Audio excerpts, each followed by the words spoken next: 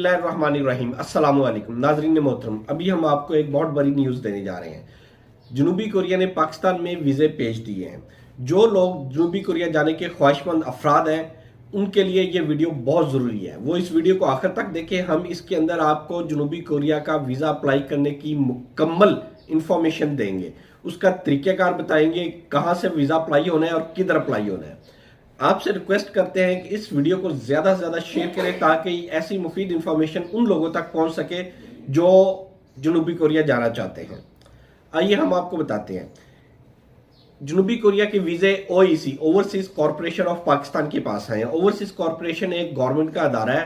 यहाँ आपने वीज़े अप्लाई करने हैं क्योंकि जनूबी कोरिया के वीज़े किसी भी प्राइवेट सेक्टर में किसी भी प्राइवेट एजेंसी पर नहीं आते। ये आपने ज़हन में रखना है।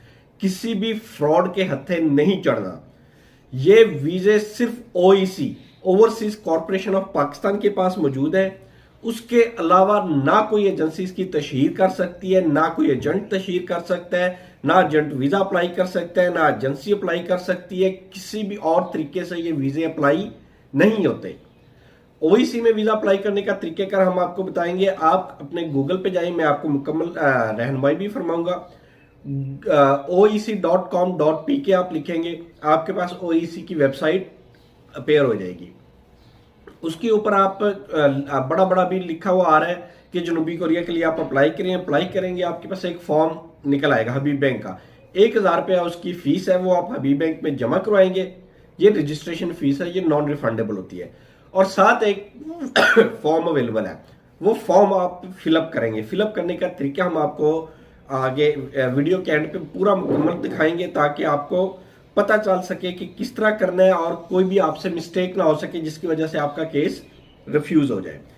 तो आपसे रिक्वेस्ट सिर्फ यही की जाती है कि आप इस इंफॉर्मेशन को ज़्यादा से ज़्यादा लोगों तक सर्कुलेट करें ताकि ज़्यादा से ज़्यादा लोगों को पता चले कि ये वीज़ा कहाँ से मिल।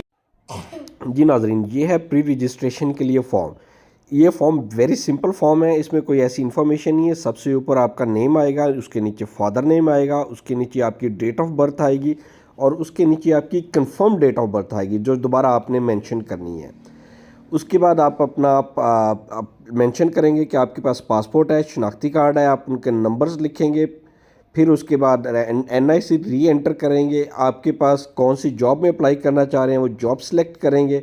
नीचे अपना मोबाइल नंबर लिखेंगे, रिपीट मोबाइल नंबर लिख के आप इसको कंफर्म करेंगे।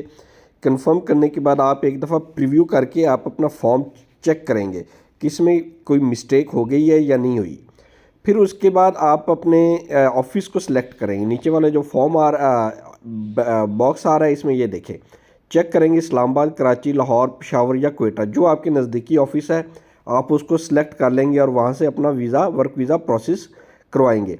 नीचे हम इसको सिलेक्ट करके आपको दिखाएंगे कि ये हमने सबमिशन कर दी है, सबमिट होने वाला है और इसमें किसी भी किस्म की कोई हमने इंफॉर्मेशन हिडन नहीं रखी। फॉर्म सबमिट कर देंगे, आपका प्री रजिस्ट्रेशन अप्लाई हो जाएगा। हमने आपको मुकम्मल फॉर्म फिलिंग का तरीका बता दिया है, तो इस तरह आप अप्लाई करेंगे। और ओवरसीज के जो 5 शहरों में दफ्तर है, लाहौर, कराची, इस्लामाबाद, पेशावर और कोयटा में, उनकी आप अपने नज़दीकी जो भी आपका ऑफिस होगा वो आप सिलेक्ट करके इसको मजीद फर्दर प्रोसेस के लिए जा सकते हैं। रिक्वेस्ट आपसे वही है कि हमारे चैनल को लाइक करें, सब्सक्राइब करें और ज़्यादा से ज़्यादा शेयर करें। अल्लाह ताला आपका हामी नासिर और अल्लाह हाफिज़।